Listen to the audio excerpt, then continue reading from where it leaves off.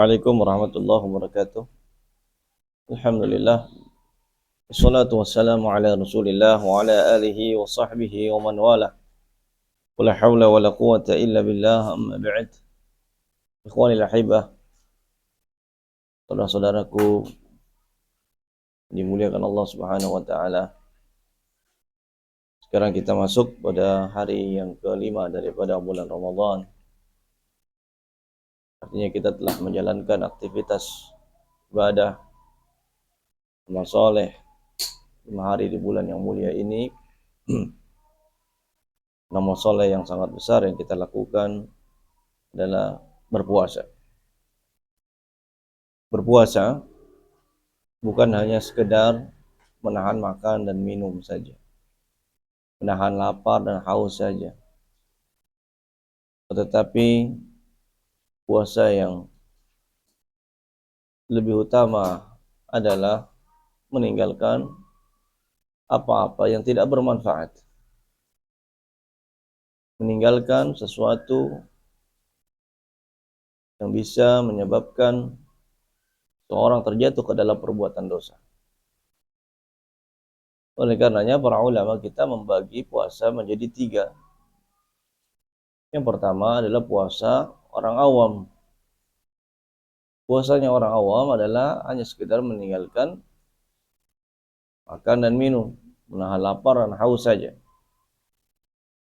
Yang kedua adalah berpuasa, puasanya orang yang khusus. Puasa orang khusus, dia berpuasa dan berpuasa pula anggota tubuhnya yang lain. Matanya berpuasa dari melihat hal-hal yang Allah Ta'ala haramkan. Mulutnya, lisannya berpuasa dari membicarakan hal-hal yang tidak bermanfaat, dari menggibah orang, membicarakan kejelekan orang, mengadu domba, mengucapkan kata-kata kotor. Dia tahan lisannya. Dan telinganya pun berpuasa. Dia tidak meninggalkan hal-hal yang Allah haramkan, hal-hal yang Allah Ta'ala haramkan, seperti mendengarkan musik, mendengarkan gunjingan, ya. Dia tahan semua anggota tubuhnya.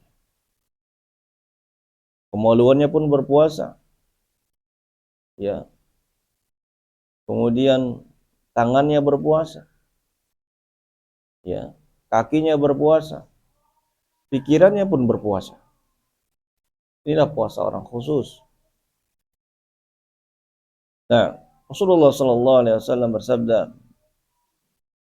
"Man lam yada' qawla az-zur wal 'amala bihi, falaysa lillahi hajatun fi an yada'a ta'amahu wa syarabahu." Barang siapa yang tidak meninggalkan perkataan palsu, qaul az-zur, sumpah palsu, perkataan dusta, dan perbuatannya, maka Allah Ta'ala tidak butuh dengan puasanya. Allah Ta'ala tidak butuh dengan dia meninggalkan makan dan minumnya. Sebab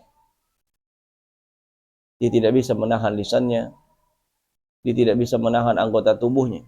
Naam, dia berpuasa, tidak makan, tidak minum, menahan lapar, menahan haus, ya. Tapi ya ada sesuatu yang dia tidak tahan, yaitu lisannya dan juga anggota tubuhnya. Dia tidak bisa menahannya, ya, untuk melakukan, mengucapkan sesuatu yang diharamkan oleh Allah Subhanahu wa taala. Kemudian yang ketiga ada tingkatan puasa orang yang super khusus. Puasa yang super khusus adalah dia meninggalkan hal-hal yang tidak bermanfaat. Jangankan sesuatu yang haram, sesuatu yang tidak bermanfaat pun dia tinggalkan. Ya, dia tinggalkan puasa, yakni sesuatu yang tidak bermanfaat. Dia menjaga waktunya dengan sebaik-baiknya untuk beribadah kepada Allah, untuk beramal saleh. Dia berusaha setiap detik yang bergulir, ya, di bulan Ramadan ini agar bisa mendatangkan pahala dari Allah Subhanahu wa taala. Dia berusaha semaksimal mungkin memanfaatkan setiap detik dari waktu-waktunya. Ini puasanya orang yang super khusus. Sehingga tidak ada waktu yang terbuang yang sia-sia. Kalaupun ya dia melakukan istirahat dari aktivitasnya, maka istirahatnya itu bernilai pahala di sisi Allah.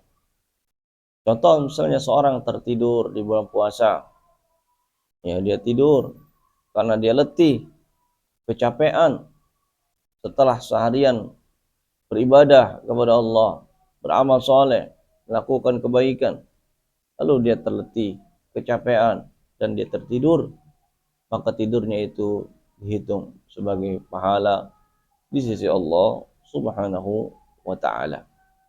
Ya. Maka puasanya dihitung sebagai tidurnya dihitung sebagai ibadah dan amal soleh, dan tidurnya mendapatkan pahala. Nah, ikhwani wa hibati fillah zakumullah. Oleh karena itu, kita berpuasa tidak hanya sekedar menahan lapar dan minum saja, menahan lapar dan haus saja, tetapi ada sesuatu yang besar, hikmah besar di balik ibadah puasa. Oleh karena Allah Subhanahu wa taala menutup ayat tentang puasa dengan mengatakan la'allakum tattaqun, agar kalian bertakwa. Agar kalian bertakwa kepada Allah. Jadi hikmah, tujuan disyariatkan puasa adalah agar kita bertakwa kepada Allah. Apa sih yang dimaksud dengan takwa? Takwa, kata Imam Talaq ibn Habib rahimahullah, an ta'mala bi ta'atillah. Takwa adalah engkau melaksanakan ketaatan perintah, ketaatan kepada Allah. Engkau melakukan ketaatan. Terju sawab Allah, ala nurin min Allah, terju sawab Allah. Atas dasar cahaya yang Allah berikan kepadanya. Atas dasar cahaya, petunjuk, hidayah yang Allah berikan kepadanya. Masih. Terju sawab Allah. Dan kau berharap pahala dari Allah Subhanahu wa taala. Jadi beramal ketaatan dengan mengharapkan pahala dari Allah Subhanahu wa taala. Wa anta tatruka ma'siyat Allah. Dan kau tinggalkan segala macam perbuatan maksiat. Ada nurin min Allah, atas dasar cahaya dari Allah. Takhafu iqab Allah. Kau takut dengan melakukan maksiat menyebabkanmu mendapatkan azab dan siksaan dari Allah Subhanahu wa taala. Oleh karenanya kita berusaha menjadikan puasa kita adalah puasa yang berkualitas sehingga kita mendapatkan gelar takwa tersebut. Yakni kita menjadi orang yang senantiasa melaksanakan perintah-perintah Allah dan menjauhi segala larangan-larangannya. Mana umum dari takwa adalah melaksanakan perintah-perintah Allah dan menjauhi segala larangan-larangannya. Apabila seorang telah mencapai derajat ini, maka dia menjadi manusia yang paling mulia di sisi Allah Subhanahu wa taala. Kemuliaan seorang itu bukan berasal dari nasabnya. Kemuliaan seorang bukan berasal dari keturunannya. Kemuliaan seorang tidak dinilai dari hartanya, tidak dinilai dari kedudukan dan jabatannya. Akan tetapi kemuliaan seorang itu di sisi Allah dinilai dari takwanya. Allah Subhanahu wa taala berfirman, "Inna akramakum indallahi atqakum." Sungguhnya orang yang paling mulia di antara kalian di sisi Allah adalah orang yang paling bertakwa. Semoga kita termasuk ke dalam golongan hamba-hamba Allah Subhanahu wa taala yang bertakwa yakni menjalankan segala perintah-perintahnya dan menjauhi segala larangan-larangannya. Sekian nasihat kultum sore hari ini. Semoga ya bermanfaat. Wabillahi taufik. Sallallahu ala nabiyina Muhammad wa ala alihi wa sahbihi wasallam. Subhanakallahumma wa bihamdika asyhadu an la ilaha illa anta astaghfiruka wa atubu ilaik wa akhiru da'wana anil hamdulillahi rabbil alamin.